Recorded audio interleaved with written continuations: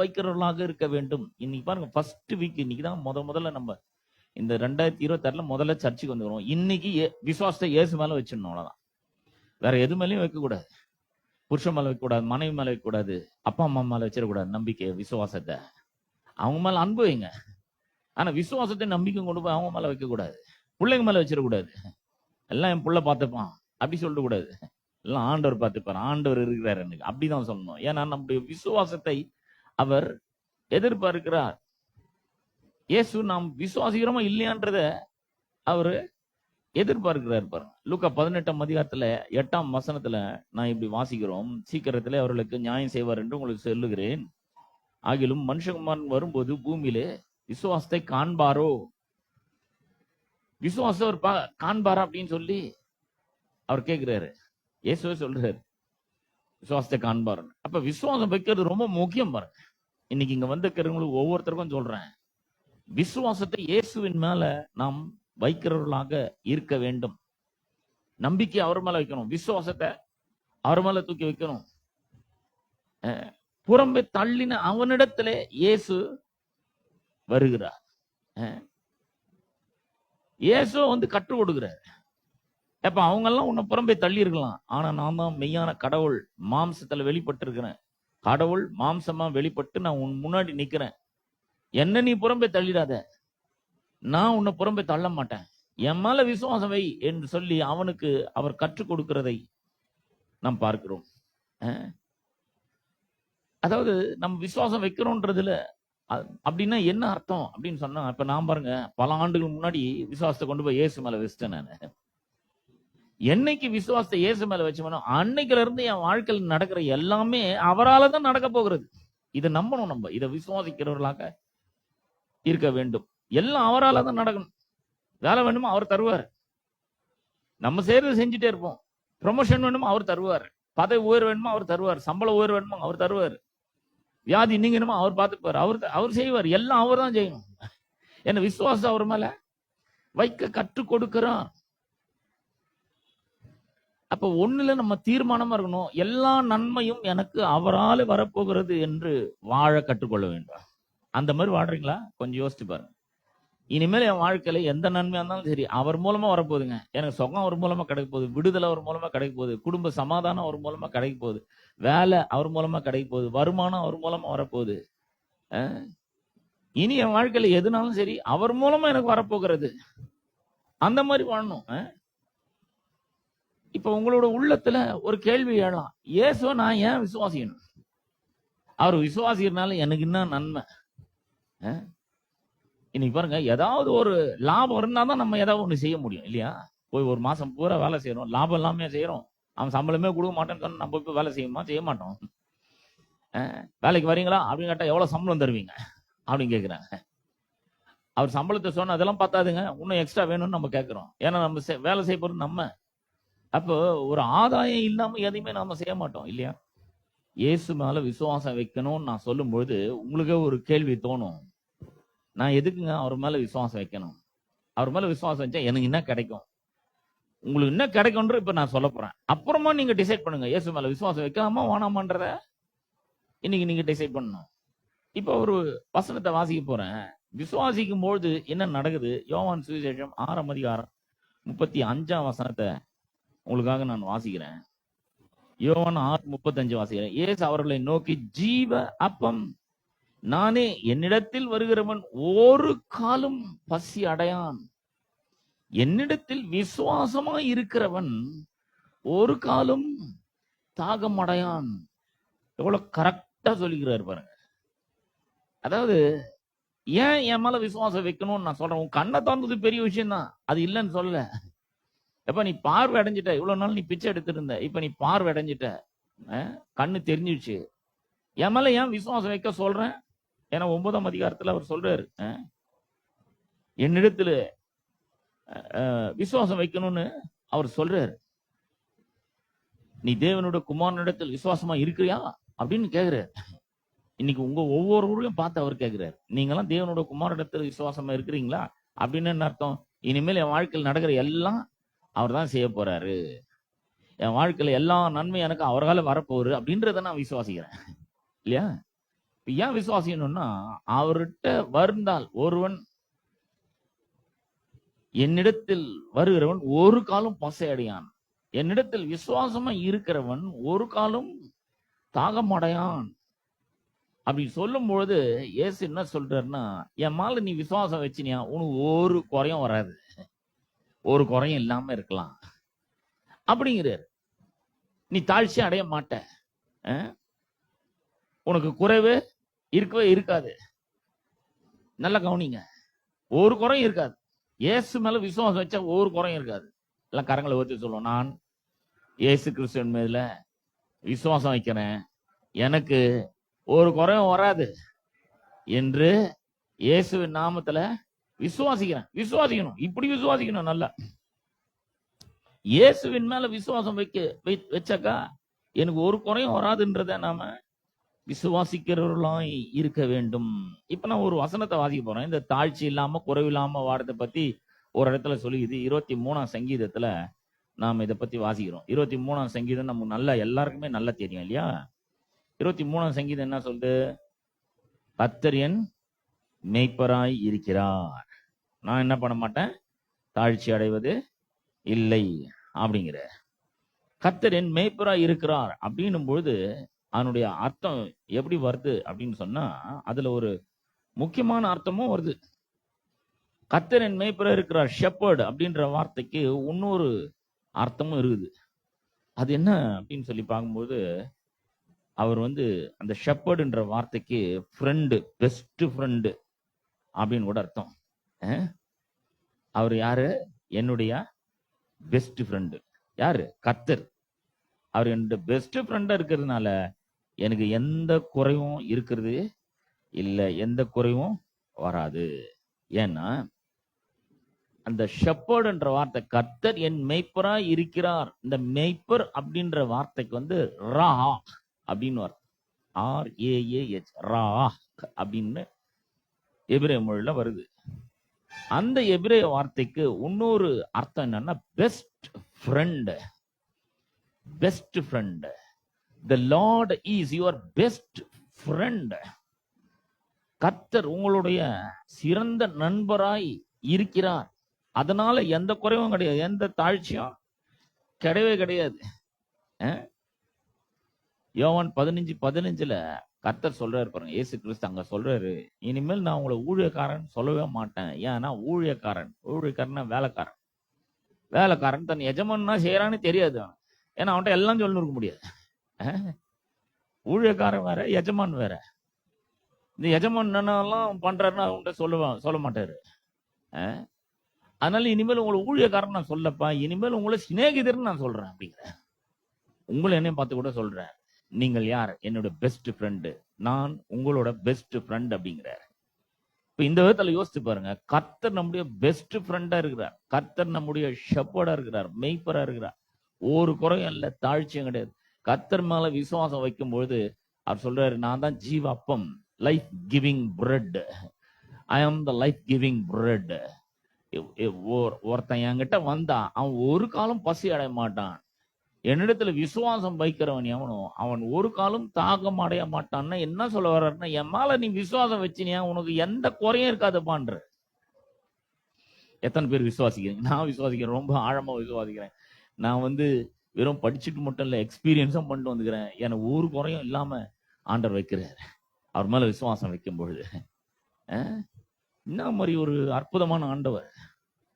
அப்ப அவர் மேல விசுவாசம் வைக்கும் பொழுது எனக்காக எல்லாத்தையும் செய்யறார். ஏன்? he is my shepherd, he is my best friend. அவர் என்னோட மேய்ப்பரா இருக்கிறார், அவர் என்னுடைய சிறந்த நண்பரா இருக்கிறார், என்னுடைய சிநேகிதரா இருக்கிறார், மனப்பூர்வமா என்னை நேசிக்கிறார். அதனால எனக்காக அவர் எல்லாத்தையும் செய்வார். தேவைகளெல்லாம் அவர் என்ன பண்றாரு? சந்திக்கிறார்.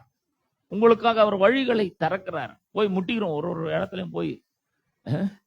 சில நேரங்களில் சண்டை வரும்போது நான் எங்க போய் முட்டிக்கிறேன்னு எனக்கு தெரியலன்றான். சொல்றேன்ல, புருஷன் இந்த மாதிரி இருக்கிறாங்க, எங்க போய் முட்டிக்கிறது, நான் பணமே இல்லை கையில, எங்க போய் முட்டிக்கிறதுனே தெரியல. எங்க முட்டாதீங்க, எங்கெல்லாம் போய் முட்டுங்களா அங்கெல்லாம் ஒரு வாசல திறக்கிறவரா இருக்கிறார், வழிகளை அற்புதமாக உருவாக்குகிறவரா இருக்கிறார், உங்களுக்காக எல்லாவற்றையும் செய்கிற தேவனாய் அவர் இருக்கிறார். தாவீது சொல்றான் பாருங்க, அவர் வந்து உங்களுடைய சிறந்த நண்பர், மேய்ப்பர் அப்படின்னு சொன்னா, அவர் உங்களுக்காக எல்லாத்தையுமே அவர் செய்கிறவராய் இருக்கிறார். கர்த்தர் எனக்காக யாவையும் செய்து என்ன பண்ணுவாரு? முடிக்குவாரு கண்டிப்பா. பாதியில விட மாட்டாரு. வேலை வாங்கி தரேன்னு சொன்னாருன்னா கண்டிப்பா வேலையை வாங்கி தருவார். கர்த்தர் உங்களுக்காக எல்லாவற்றையும் செய்து முடிக்கிறவராய் அவர் இருக்கிறார். 138 சங்கீதம் 8 வசனத்துல அந்த வார்த்தை, கர்த்தர் எனக்காக யாவையும் செய்து முடிப்பார். அப்ப அவர் மேல நம்ம விசுவாசம் வைக்கும் பொழுது அவர் எல்லாவற்றையும் நமக்கு செய்யறாரு. எல்லா நன்மைகளையும் அவர் நமக்கு செய்கிறவரா இருக்கிறார். அவர் தேவைகளை எல்லாம் சந்திக்கிறவரா இருக்கிறார். நாம செய்ய வேண்டியது செய்யணும். ஒருவேளை நீங்க ஸ்கூலுக்கு போறீங்க, படிக்கிறீங்கன்னா ஸ்கூல் கண்டினியூஸா போகணும். சும்மா லீவ் போட்டுறக்கூடாது. வேலைக்கு போறீங்கன்னா தொடர்ந்து போய் வேலையை செய்யணும், நல்லா செய்யணும். கர்த்தருக்காக அந்த வேலையை செய்யணும். வேலை கர்த்தர் கொடுக்குறது. பொழுதன்னைக்கு லீவ் போட்டு சும்மா வேற ஏதாவது பண்ணிட்டு இருக்க கூடாது. தேவையில்லாதெல்லாம் வேலைக்கு போகணும். கண்டிப்பா வேலையை ரொம்ப கண்ணு கருத்துமா செய்யணும், உற்சாகமா செய்யணும். போர் அடிச்சுன்னு செய்யக்கூடாது வேலையை. அப்ப நல்லா செய்ய மாட்டோம். நல்ல வேலையை செய்யணும். கர்த்தர் என்னோட கூட இருக்கிறாரு. இந்த இடத்துல கொண்டு போய் வச்சிருக்காரு. என்ன இந்த இடத்துல ரொம்ப பிரமாதமா வேலை செய்வேன் நான். ஏன்னா நான் இந்த ஆளுக்கு செய்யல, இந்த பாஸுக்கு செய்யல, இந்த ஓனருக்கு செய்யல, இந்த மேனேஜருக்கு செய்யல. நான் கர்த்தருக்காக செய்யறேன். அவர் தான் எனக்கு வேலையை கொடுத்துக்கிறாரு. ஏன்னா இதுல மூலமா இதை ஆசீர்வச்சு என்ன பெரிய ஆளாக்கிறதுக்காக என்னை கொடுத்துக்கிறாரு. ஏன்னா யார் பார்த்தாலும் சரி பார்க்கலனாலும் சரி நான் நல்லா வேலை செய்வேன் அப்படின்னு சொல்லி நீங்க செய்யும் பொழுது, நீங்க செய்யறதை செய்யும் பொழுது கடவுள் என்ன பண்றாரு? அதை பாக்குறாரு. அவரை தூக்கி விடுறாரு மேல. அப்ப அவரை விசுவாசிக்கும் பொழுது ஒரு குறையும் வராது. ஒரு குறையும் இல்லை. வேற என்ன வரும்? நிறைவை அவர் கொண்டு வருகிறவராய் இருக்கிறார். ஆபிரகாம் விசுவாசத்தான் நிறைவை கொடுத்தாரு. ஈசாக்கு விசுவாசத்தான் நிறைவை கொடுத்தார். டெய்லி பெருகுனான். யாக்கோபு விசுவாசத்தான் அவனை பெரிய செல்வந்தனா மாத்தினாரு, விருத்தடைய செஞ்சாரு. அவர் விசுவாசிக்கும் போது அவர் அப்படி செய்கிறவரா இருக்கிறார். அப்ப கர்த்தர் மேல விசுவாசம் வைக்கும் போது என்ன நடக்குது? நம்மளுக்கு ஒரு குறையும் இல்லாம போயிடுது. குறைவெல்லாம் நீங்குது, நிறைவு வர ஆரம்பிக்குது. நான் கொஞ்சம் யோசிச்சு பாக்குறேன். பல ஆண்டுக்கு முன்னாடி, 20 வருஷத்துக்கு முன்னாடி நான் இங்க வந்தேன் சென்னைக்கு. வரும்போது ஒண்ணுமே இல்லாம தான் வந்தேன். என்ன பண்ணுவேன், எதிர்காலம் எப்படி இருக்கும், பிள்ளைகளை எப்படி படிக்க வைப்பேன், அவங்கெல்லாம் எப்படி வேலைக்கு போவாங்க, எப்படி சம்பாதிப்பாங்க, எதுவுமே தெரியாது பாருங்க. ஒன்றும் அப்படியே கண்ணை கட்டி காட்டில் விட்ட மாதிரி இருந்தது. நான் இங்க வந்ததே வேலை செய்யறதுக்கு இல்லை, படிக்கிறதுக்கு வந்தேன். நான் பைபிள் காலேஜ்ல கர்த்தர் மேல விசுவாசம் வச்சிட்டேன். முதல்ல அந்த பைபிள் காலேஜ் உள்ள ஒரு அடி எடுத்து வைக்கும் போதே சொல்லிட்டேன், கர்த்தாவே உண்மை நம்பி இந்த கால அடி எடுத்து வைக்கிறேன். விசுவாசத்துல இந்த அடி எடுத்து வைக்கிறேன். இங்க நடக்கிற எதுவாக இருந்தாலும் சரி, அது நீங்க எனக்கு கொடுக்குற ட்ரைனிங்கை நான் எடுத்துக்கிறேன் அப்படின்னு உள்ள நுழைஞ்சேன். அதனால்தான் என்னால் அங்க சர்வை பண்ண முடிஞ்சது பாருங்க. அந்த மாதிரி ஒரு இடத்துல நல்லா சர்வை பண்ணாங்க. 12 வருஷம் அங்க வேலை செஞ்சேன், கர்த்தருக்காக செஞ்சேன். ஒரு நாள் கூட எங்க பாஸ்க்காக நான் வேலை செய்யவே இல்லை. உற்சாகமா செய்வேன், நல்லா செய்வேன். தேவை காட்டலாம் எக்ஸ்ட்ரா கூட செய்வேன். நான் டைம் பார்த்தெல்லாம் வேலை செய்ய மாட்டேன், நல்லா வேலை செய்வேன். கர்த்தர் உயர்த்தினார், மேல மேல மேல மேல கொண்டு வந்துட்டார் பாருங்க, கட்ட கட்ட கட்ட கட்டுன்னு. இப்ப கர்த்தர் மேல விசுவாசம் வைக்கும் பொழுது குறைவெல்லாம் நீக்கிறாரு, நிறைவை கொண்டு வருகிறார், அற்புதமான வழிகளை திறக்கிறாரு, பெரிய பெரிய வாசல்களை எல்லாம் உங்களுக்காக அவர் திறக்கிறாரு. எந்த மனுஷனோட உதவி உங்களுக்கு தேவையில்லை. நான் உங்களுக்கு சொல்றேன் பாருங்க, நீங்க ரட்சிக்கப்பட்டிருக்கீங்க, ஆண்டவர் மேல இயேசு கிறிஸ்து மேல நீங்க விசுவாசம் வச்சீங்கன்னா எந்த மனுஷனோட உதவியும் தேவையில்லை. அவங்க எவ்வளவு பெரிய ஆளா இருந்தாலும் சரி, அவங்களோட உதவியெல்லாம் உங்களுக்கு தேவையே கிடையாது. நல்ல மக்களை கர்த்தர் கொண்டு வந்து உங்களோடு கூட இணைப்பார். அற்புதமான ஆட்களை கொண்டு வந்து இணைப்பார். கர்த்தரை விசுவாசிக்கிற, கர்த்தரை நம்புகிற, அவர் சொன்ன எதை வேணா செய்யக்கூடிய ஆட்கள் எல்லாம் உங்களோடு கொண்டு வந்து இணைப்பார். அப்படிப்பட்ட மக்களுடைய உதவியும் ஒத்தாசையும் உங்களுக்கு கிடைக்கும். நான் சொல்றேன், நம்புங்க. அவர் மேல விசுவாசம் வைங்க. இந்த காலை வேளையில கர்த்தர் மேல விசுவாசத்தை வைங்க. ரெண்டாவது, அவர் மேல விசுவாசம் வைக்கும் போது என்ன நடக்குது? 6ஆம் அதிகாரம், யோவான் 6ஆம் அதிகாரம் 35ஆம் வசனம் வாசித்தோம்ல, இப்ப 40ஆம் வசனத்தை தான் வாசிக்கிறேன். குமாரனை கண்டு அவரிடத்தில் விசுவாசமா இருக்கிறவன் எவனோ அவன் நித்திய ஜீவனை அடைவதும் நான் அவனை கடைசி நாளில் எழுப்பதும் என்னை அனுப்பினருடைய சித்தமாய் இருக்கிறது. பாத்தீங்களா? குமாரனை கண்டு, குமாரன் யாரு? கர்த்தராகிய இயேசு கிறிஸ்து. அவரை பார்த்து, அவரை கண்டு அவரிடத்தில் விசுவாசமா இருக்கிறவன் எவனோ அவனுக்கு நித்திய ஜீவன் உண்டு அப்படிங்கிற. நித்திய ஜீவன் உண்டு. நித்திய ஜீவன் என்ன தெரியுங்களா? நான் இப்ப ஒரு வசனத்தை வாதிக்க போறேன். நித்திய ஜீவன் 1 யோவான் 5ஆம் அதிகாரம் 20ஆம் வசனத்தை வாசிக்கிறேன் பாருங்க. 1 யோவான் 5ஆம் அதிகாரம் 20ஆம் வசனம், அன்றியும் நாம் சத்தியம் உள்ளவரை அறிந்து கொள்வதற்கு தேவனுடைய குமாரன் வந்து நமக்கு புத்தியை தந்திருக்கிறார் என்றும் அறிவோம். அவருடைய குமாரனாகிய இயேசு கிறிஸ்து எனப்பட்ட சத்தியம் உள்ளவருக்குள்ளும் இருக்கிறோம். இவரே மெய்யான தேவனும் நித்திய ஜீவனுமாய் இருக்கிறார். யாரு நித்திய ஜீவன்? யார்? இயேசு கிறிஸ்து. நம்ம எங்க இருக்கிறோம்? நித்திய ஜீவனா நம்ம அவருக்குள்ள இருக்கிறோம், அவரு நமக்குள்ள இருக்கிறார். இதுதான் நித்திய, இதை தெரிஞ்சுக்கணும். இதுதான் நித்திய ஜீவன். இயேசு எப்ப அவர் மேல விசுவாசம் வச்சீங்களோ அன்னைக்கே அவர் உங்களுக்குள்ள வந்துட்டாரு, நீங்க அவருக்குள்ள போயிட்டீங்க. அவருடைய தெய்வீக குணாம்சங்கள் எல்லாம் உங்களுக்குள் வந்திருக்கிறது. பேதுரு அதை பத்தி சொல்றாரு. 2 பேதுரு 1ஆம் அதிகாரம் 3ஆம் வசனத்துல அவர் சொல்றாரு, தேவனுடைய சுபாவங்கள்லாம், தெய்வீக சுபாவங்கள்லாம் வந்திருக்கு. கடவுளை மாதிரியே நீங்க மாற்றப்பட்டு இருக்கிறீர்கள். அவருடைய சுபாவம் உங்களுக்குள்ள வந்திருக்கிறது. இப்ப நித்திய ஜீவன் என்ன? அவர் எனக்குள்ள இருக்கிறாரு, நான் அவருக்குள்ள இருக்கிறேன். இதான் நித்திய ஜீவன். அவர் எனக்குள்ள வந்துட்டாரு. என்ன வந்துக்கிறாரு? நித்திய ஜீவனை வந்துக்கிறாரு. அது மட்டும் இல்ல, அவர் நமக்குள்ள வந்தது மட்டும் இல்ல, குமாரனை கண்டு அவரிடத்தில் விசுவாசமா இருக்கிறவன் எவனோ அவன் நித்திய ஜீவனை அடைவதும், அப்படின்னா அடைஞ்சாச்சு. இப்ப நித்திய ஜீவன் நமக்குள்ள இருக்குது. கர்த்தராகிய இயேசு கிறிஸ்து நமக்குள்ள இருக்கிறார். பரிசுத்த ஆவியானவர் மூலமா நமக்குள்ள வாசம் பண்ணி கொண்டு இருக்கிறார். நான் அவனை கடைசி நாளில் எழுப்பதும். நம்ம செத்த அப்படியே போறது கிடையாது, அப்படி கிடையாது. உயிரோட எழுப்புவோம் கண்டிப்பா. கடைசி நாளில நான் அவனை கடைசி நாள் எழுப்பதும் என்னை அனுப்பினருடைய சித்தமாய் இருக்கிறது என்று இயேசு சொல்றாரு பாருங்க. அப்ப கர்த்தர் மேல விசுவாசம் வைக்கும் போது, இயேசு கிறிஸ்து மேல விசுவாசம் வைக்கும் பொழுது மரணம் இல்ல, நித்திய ஜீவன் நமக்கு இருக்குது. நம் மரிப்பதற்கு பயப்படவே மாட்டோம். நான் உங்களுக்கு சொல்றேன், முதிர் வயதுல நல்ல வயசாகி கர்த்தர் நமக்கு கொடுத்த எல்லா வேலையும் செஞ்சு முடிச்சுட்டு மறுபடியும் மரித்து கடவுளிடத்துல போய் வாழ்றதுக்கு என்ன கஷ்டம்? ஒரு கஷ்டமும் கிடையாது. யோவான் 11ஆம் அதிகாரத்துல பாத்தீங்கன்னா லாசரு மரித்தான். அவன் என்ன பண்ணிட்டாங்க? அடக்கம் பண்ணிட்டாங்க. அடக்கம் பண்ணிட்ட பிறகு இயேசு சொல்றாரு 23ஆம் வசனத்துல, இயேசு அவளை நோக்கி உன் சகோதரன் உயிரோடு எழுந்திருப்பான் என்ற சொன்ன உடனே அதற்கு மாத்தாள் சொல்ற, உயிர்த்தெழுதல் நடக்கும் நாளில், கடைசி நாள்ல அவனும் உயிர்த்தெழுந்திருப்பான் என்று அறிந்திருக்கிறேன். ஆமாங்க, நீங்க சொல்றது கரெக்ட் தான். கடைசி நாள்ல உயிர்த்தெழுதல் நாள் ஒண்ணு வரும். அந்த நாள்ல அவன் உயிர்த்தெழுமான்னு நானு நம்புறேன். எனக்கு தெரியும் அது. இயேசு அவளை பார்த்து சொல்றாரு, நானே உயிர்த்தெழுதலும் ஜீவனமாய் இருக்கிறேன். என்னை விசுவாசிக்கிறவன் மரித்தாலும் பிழைப்பான் அப்படிங்கிற. அப்புறம் சொல்றாரு, உயிரோடு இருந்து என்னை விசுவாசிக்கிறவன் எவனும் இனி என்றென்றைக்கும் மறியாமலும் இருப்பான். இதை விசுவாசிக்கிறாயா அப்படிங்கிற. மரித்தாலும் எழுப்பேன் அப்படிங்கிற. கண்டிப்பா அவனை எழுப்பேன். அப்ப பாருங்க, ஒரு மனுஷன் கிறிஸ்துக்குள்ள இருக்கும் பொழுது அவனுக்குள்ள நித்திய ஜீவன் இருக்கிறது. அவன் மாம்சத்துல மரிச்சாலும் அவனை கர்த்தர் எழுப்பாரு. உயிரோடு இருந்து அவரை விசுவாசிக்கிறவங்க என்றென்றைக்கும் மறியாமலும் இருப்பார்கள் என்றும் அவரு சொல்றாரு. என்ன மாதிரி ஒரு அற்புதம் பாருங்க.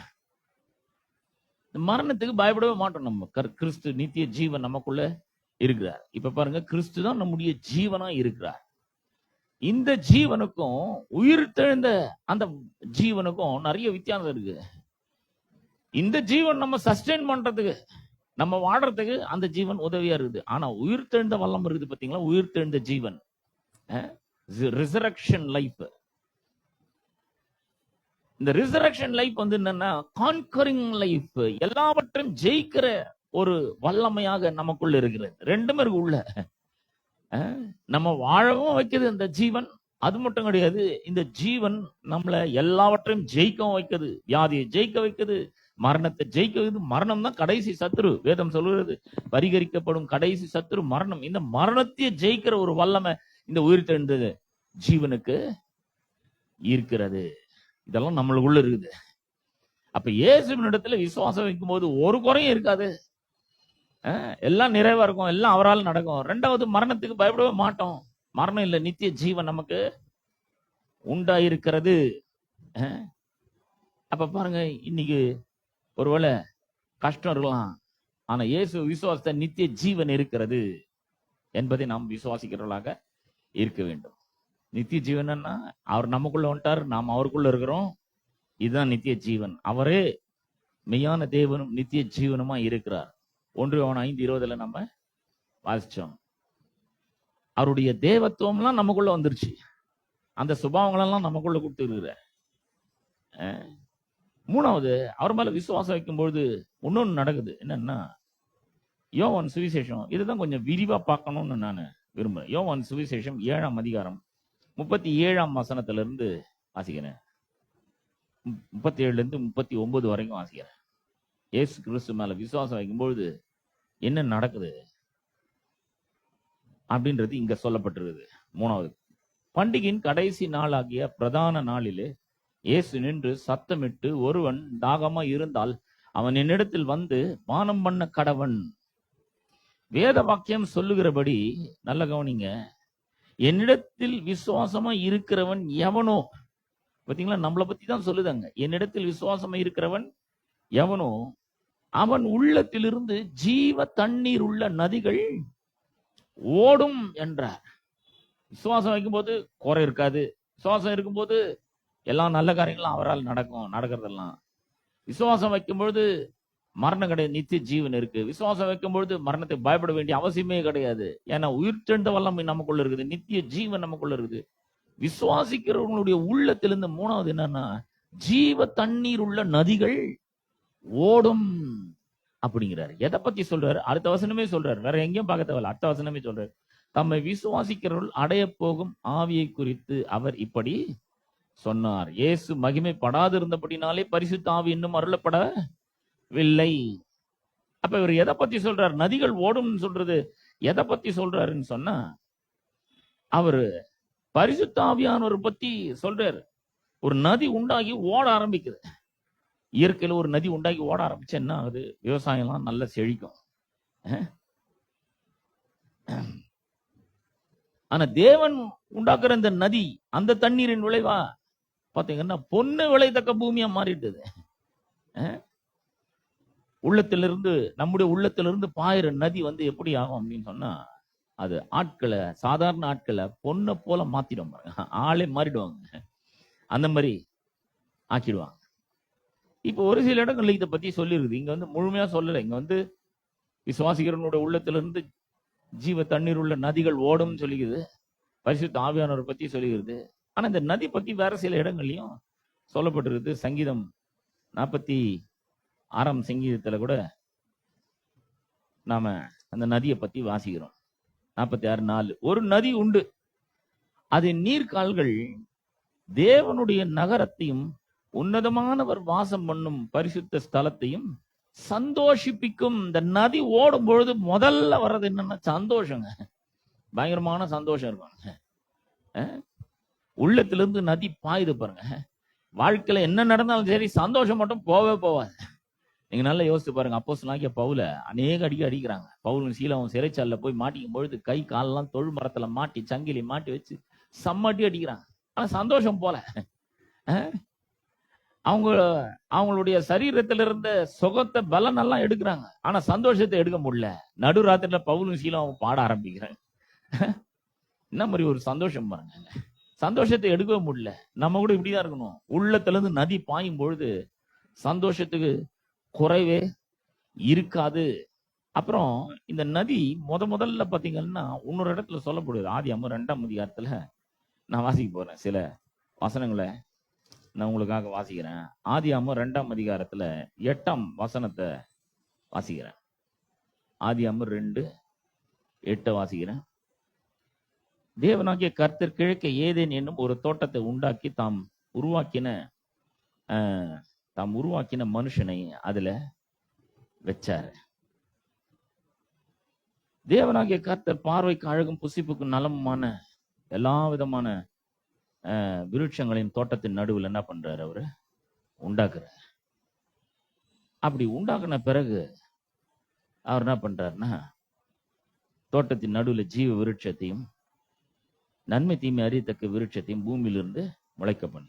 10ஆம் வசனம் சொல்லுது, தோட்டத்துக்கு தண்ணீர் பாயும்படி, தோட்டத்துக்கு தண்ணீர் பாயும்படி ஏதேனிலிருந்து ஒரு நதி ஓடி அங்கே இருந்து பிரிந்து 4 பெரிய ஆறுகளாக ஆயிற்று. ஒரு நதி தான் ஓடுது, ஒரு நதி ஓடுது. அந்த நதி யாரு?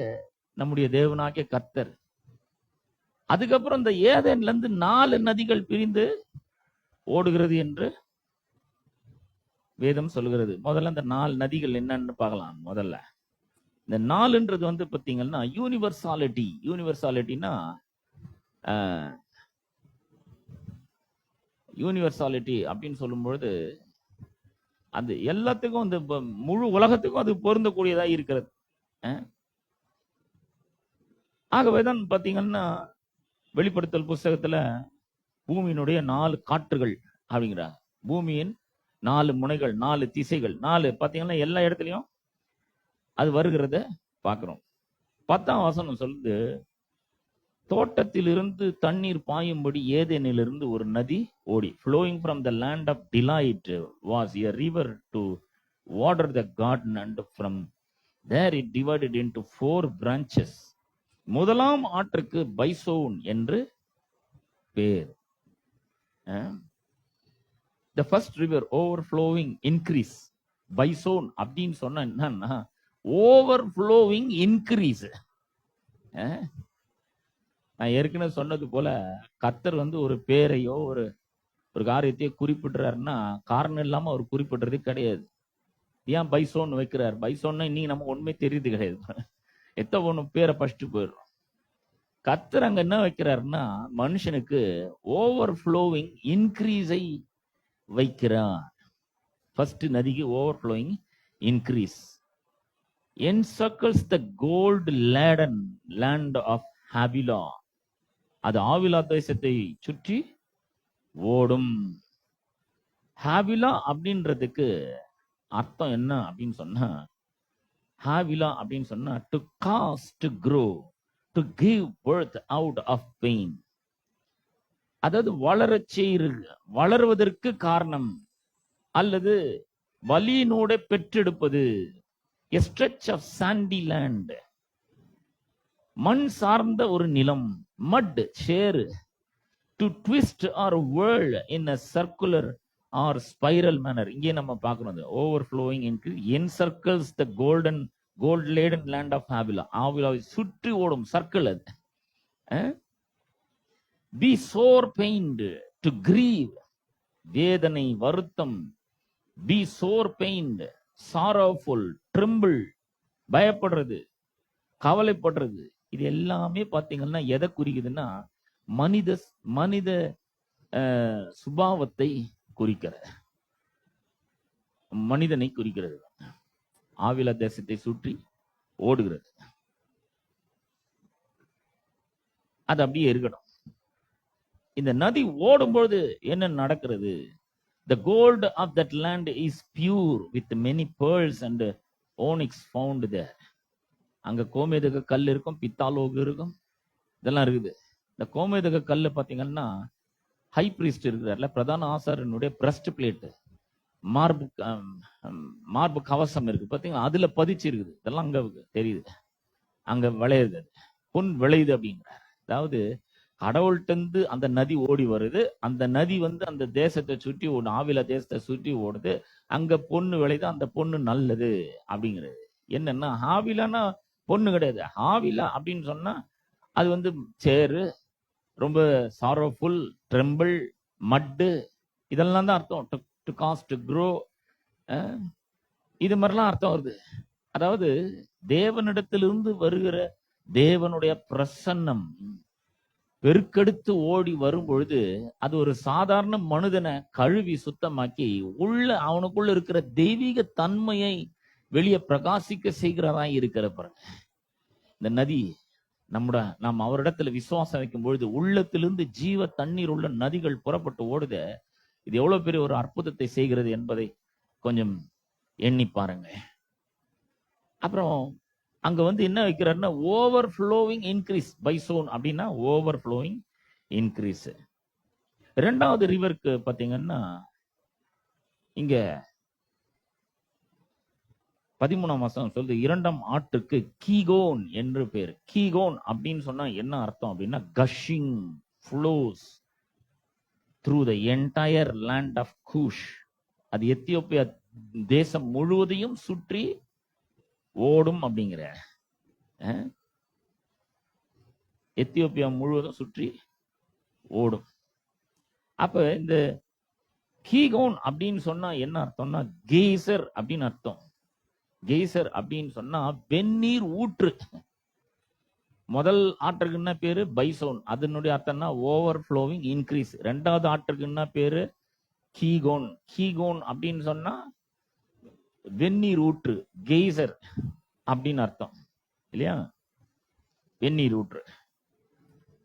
அப்புறம் இது எந்த தேசத்தை சுற்றி ஓடுது அப்படின்னு சொன்னா, எத்தியோப்பியா தேசம் முழுவதும் ஓடுது. ஆங்கில வேதாந்தத்துல கூஷ் அப்படின்னு சொல்லிடுது. கூஷ் அப்படின்னு சொன்னா அது பேர் வந்து இருட்டாக்கப்பட்டது, இருளாக்கப்பட்டது அப்படின்னு அர்த்தம்.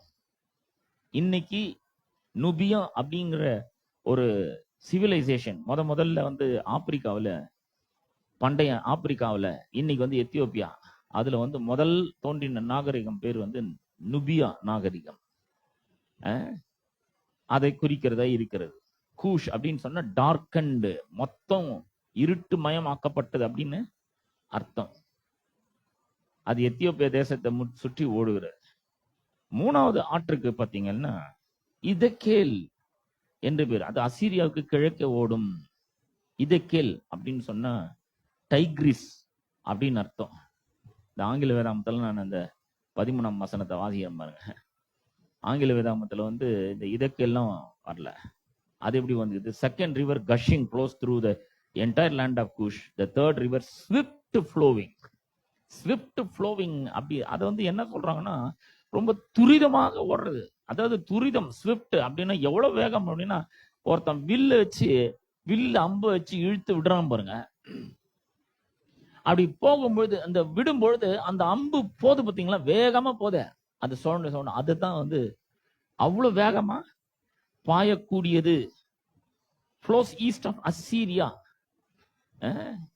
அசீரியா அப்படின்னு சொன்ன என்னன்னா சக்சஸ் அப்படின்னு அர்த்தம். Success.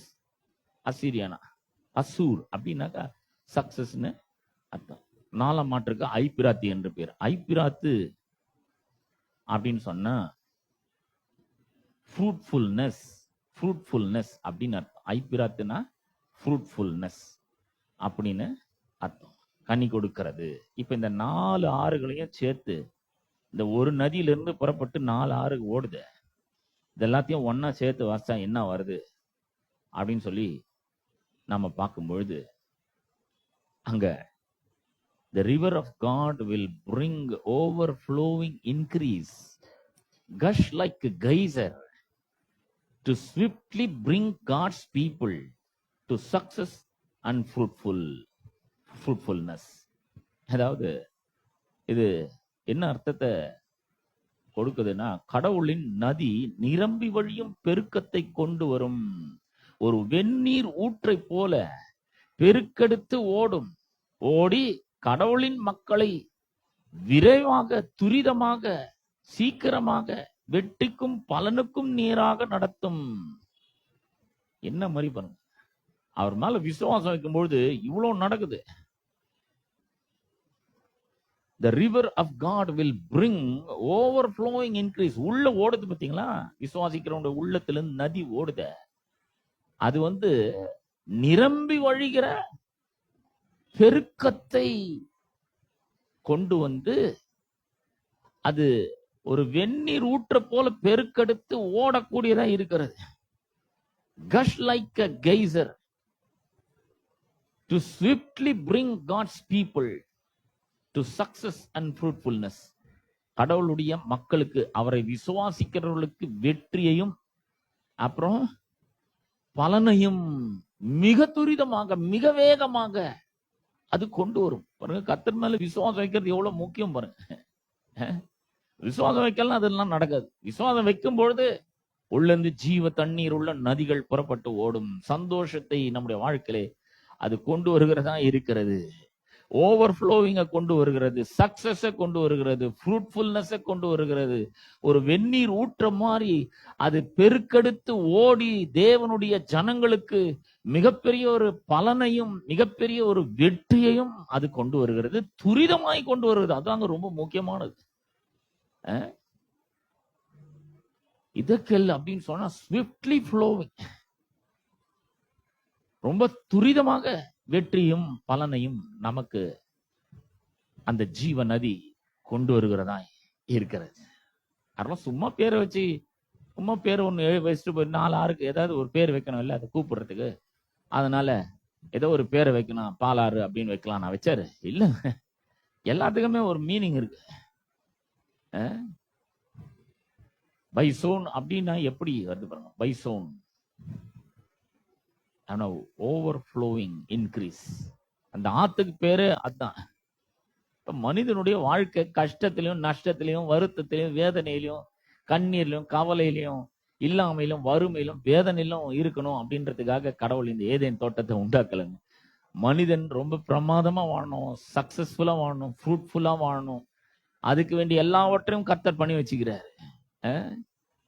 The river of God will bring overflowing increase when you believe in Jesus Christ.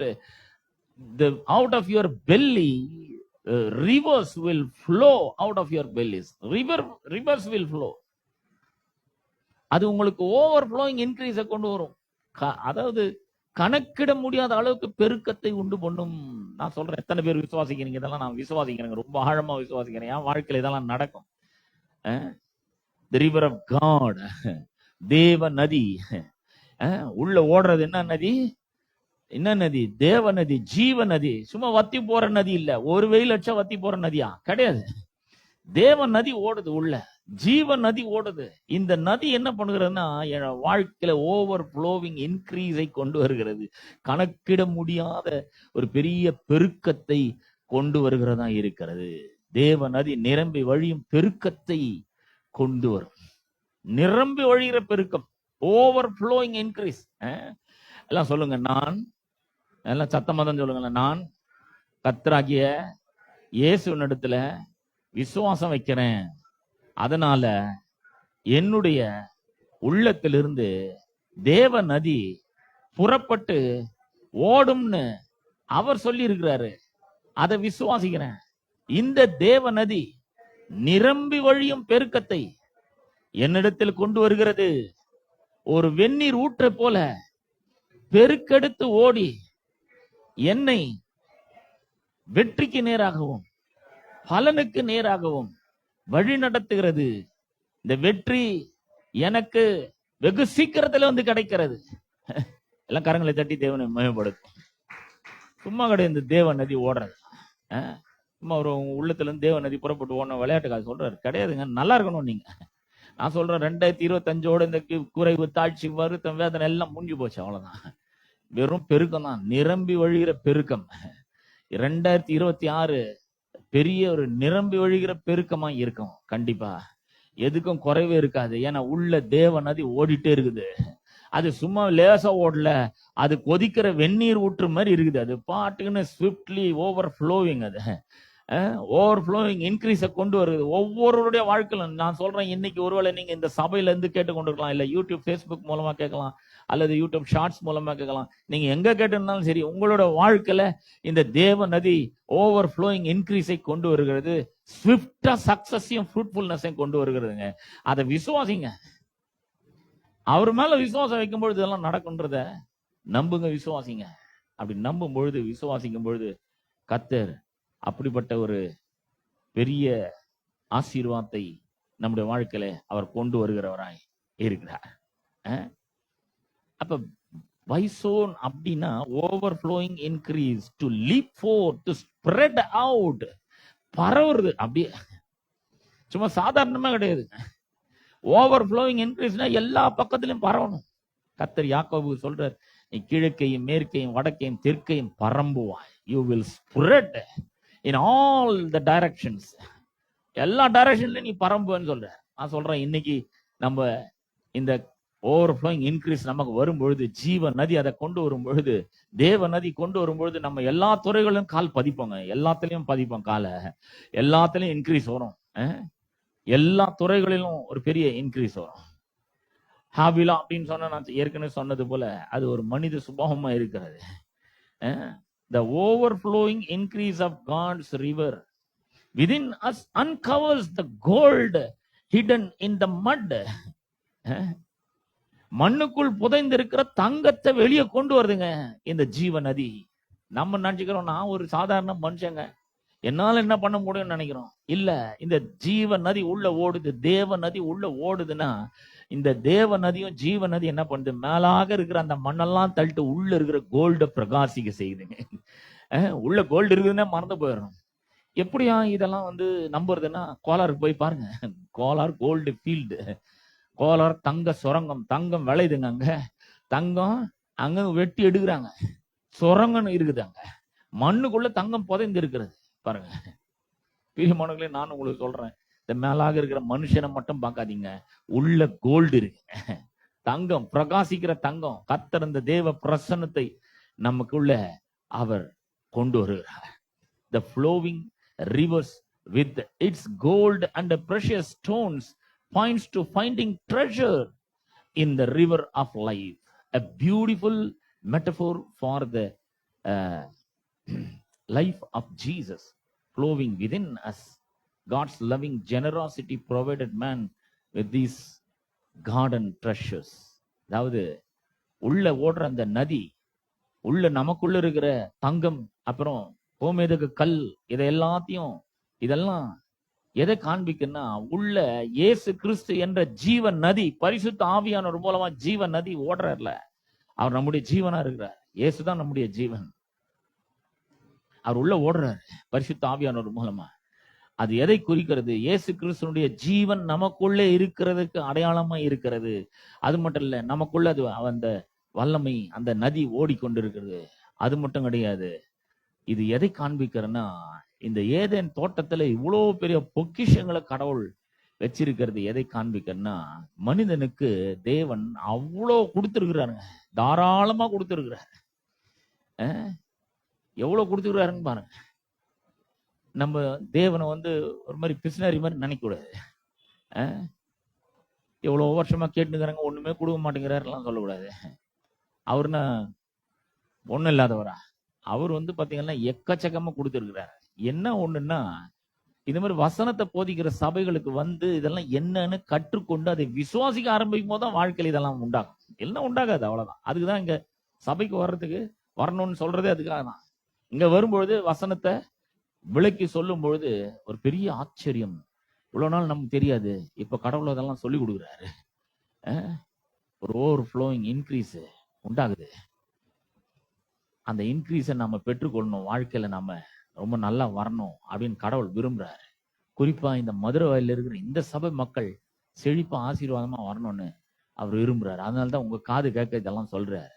The river of God bring overflowing increase in God's people lives. Fruitfulness and success ஸ்விஃப்டா கொண்டு வரும். இதெல்லாம் ஞாபகம் வச்சுக்கோங்க. ரொம்ப சீக்கிரமா வெற்றியும் பலனையும் கர்த்தருடைய ஆவியானவர் எனக்குள்ள அவர் ஓடிக்கொண்டு வருவார், ஜீவ நதி மாதிரி. அவர் என்னோட வாழ்க்கையில கொண்டு வருவார். என் வாழ்க்கையில் நடக்கிற எல்லாத்துக்கும் அவர் தான் காரணம். என் வாழ்க்கையில எல்லா நன்மைகளும் அவரால் தான் நடக்கும். இனி எல்லாம் அவர் பொறுப்பு என்பதை நாம் விசுவாசித்து வாழ்கிறவர்களாக இருக்க வேண்டும். நாம் யாவரும் எழுந்து நிற்போம். கர்த்தர் உங்களை ஆசீர்வதிப்பார். கேட்ட சத்தியத்துக்காக கர்த்தருக்கு நன்றி சொல்லுவோம். எல்லாரும் எழுந்து நிற்போம். நம்முடைய இணை போதகர் வெற்றி வாழ் திருச்செம்முடைய இணை போதகர் எஸ்ரா அவர்கள் முடிவு ஜபத்தையும் ஆசீர்வாதத்தையும் கூறுவார்.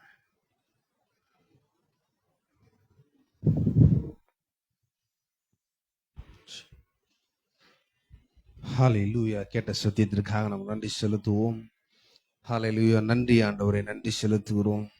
பரலோக பிதாவே, குமாரனாகிய இயேசுவின் நாமத்தில் முடத்தில் வருகிறோம். ஆண்டவரே, உள்ள தேவனுடைய நதி உள்ளிருந்து பாய்ந்து வரும் பொழுது எப்பேற்பட்ட ஒரு ஆசீர்வாதம் உள்ள ஒரு வாழ்க்கை நீர் எங்களுக்கு கொடுத்திருக்கிறீர் என்பதை நாங்கள் இன்று அறிந்து கொண்டோம். ஆண்டவரே, அது இன்க்ரீஸை கொடுக்கிறது. ஆண்டவர் ஓங்கி வளர செய்கிறது. ஆண்டவர் ஒரு வெந்நீரை போல உள்ள அப்படியே கொதிக்க செய்கிறது ஆண்டவரே. ஆண்டவரே, உள்ள இருக்கிற அந்த தங்கம் எப்பேற்பட்ட ஒரு காரியமா இருக்கிறது நாங்கள் தெரிந்து கொண்டோம். வெளிப்புறமாக அது இல்லை இது இல்லைன்றதை நாங்கள் பார்க்காமல் உள்ள தேவனுடைய நதி ஆண்டவரே அது ஓடி வளரும்படி செய்கிறதற்காக நன்றி செலுத்துகிறோம் ஆண்டவரே. இந்த சத்தியங்களை ஆண்டவரை கேட்ட இருதயத்திற்காக நாங்கள் நன்றி செலுத்துகிறோம் ஆண்டவர்.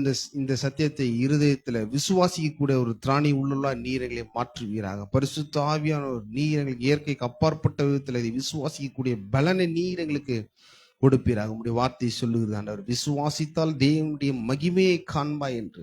இயேசு மீது விசுவாசத்தை வைக்கும்படி ஆண்டவர், உம்முடைய வார்த்தையின் மீது விசுவாசத்தை வைக்கும்படி எங்களுடைய வாழ்க்கை மகிமை உள்ளதாக மாற்ற முடியும் என்று நீர் எங்களுக்கு கற்றுக் கொடுத்திருக்கிறீர்.